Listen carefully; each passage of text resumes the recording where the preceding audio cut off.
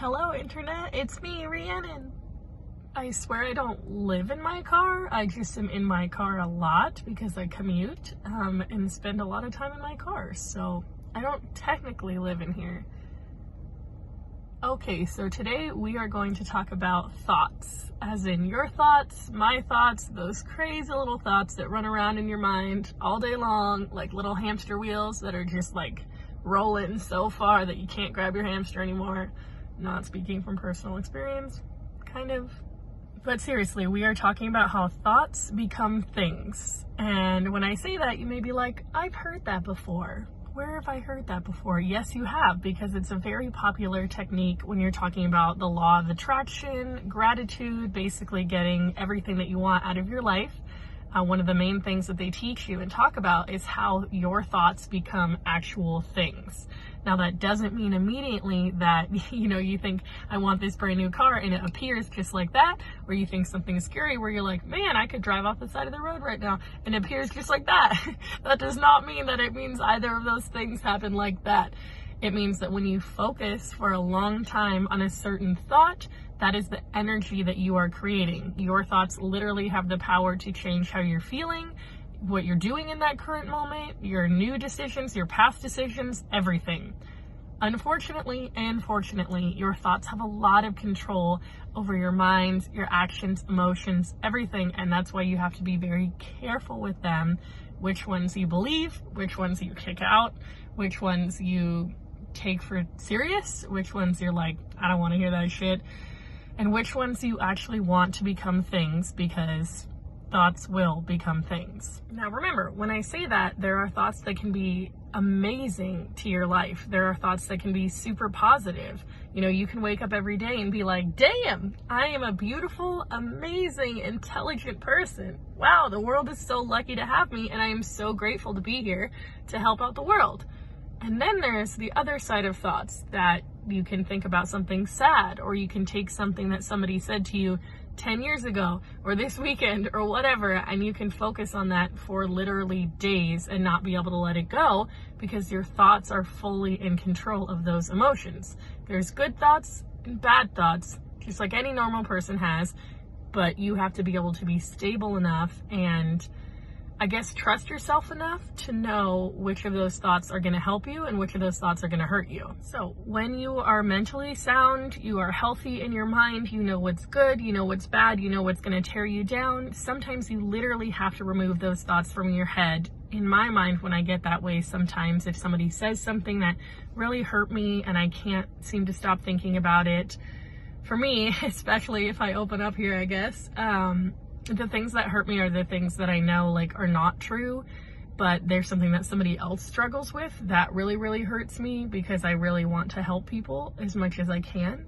So when they blame me for something that they're struggling with, it really just makes me sad, and I want to say all these things back that are helpful, but it doesn't really matter at the listening point that they may be at. So what I struggle with is those thoughts where I'm just consumed and stuck with those thoughts of, I can't believe that person thinks that, and I wish I could help them somehow, or I wish they would listen to me, but they won't, or, how could I have changed this situation, or how could I have said this or said that, and those thoughts literally entangle me and drown me. That is the thing that would drown me. It's not, a person hitting me or hurting me or something like that. It's what they say. That's really what gets me, which sucks. That is my words of affirmation, love language, coming in the very strongest and worst time. So that being said, because I'm healthy and mentally healthy and have been to a therapist for a while and understand my own thoughts and how to handle difficult situations, I'm able to have those little talks with myself and say hey, even if this is true or not, it's not going to help you out. Focusing on this thought is not going to help you. It's going to deter your plans, your goals, your life, your emotions, everything. You are totally allowed to be sad and allowed to feel however you want to feel, but beating yourself up or destroying yourself or focusing on something else that somebody said and letting your thoughts literally have a fucking dance party with something that somebody said, letting your thoughts take those words and put them up in a banner like it's your birthday and everyone's invited and sees that banner is not healthy and not good for you. And those thoughts that become things have now become bad things that are celebrating your insecurities. And now the good thoughts. Now, when you have good, healthy, happy, exciting, grateful, especially thoughts, those can literally change your life. I make a joke pretty much all the time that I get whatever I want, and people are always like, okay, and annoyed by it a little bit. And I don't mean like I'm a selfish or stuck up or privileged, or even though I'm aware that I am, I don't mean like I'm a spoiled person. I am definitely very privileged and very thankful for that. But I don't mean saying, when I say I get everything I want, I don't mean that in a spoiled way, like, give me whatever I want. I'm saying I believe that I get whatever I want, and I believe those thoughts, and then those good things happen for me. There has been countless scenarios where I have thought something and focused all my energy on it, and then it happens. And I'm like, damn, that was exciting. The universe just gave it to me because I wanted it, and because my thoughts were focused on positive, happy things. It was a constant focus on those things. Now, not all day, but I did spend a certain amount of time focusing on those things that I want and being grateful for the things that I already had. That's the thing about positive thinking. It's a two-step thing. It's not just, I want this, I want this, I want this.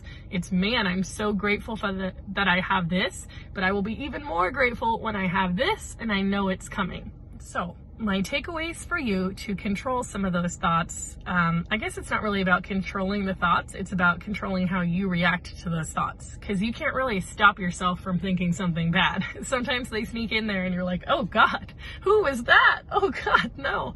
At least that happens to me. But it's about controlling those thoughts and saying, okay, yeah, I thought that, but I'm not going to let that take me over, and I'm not going to let that ruin me or destroy my day, especially.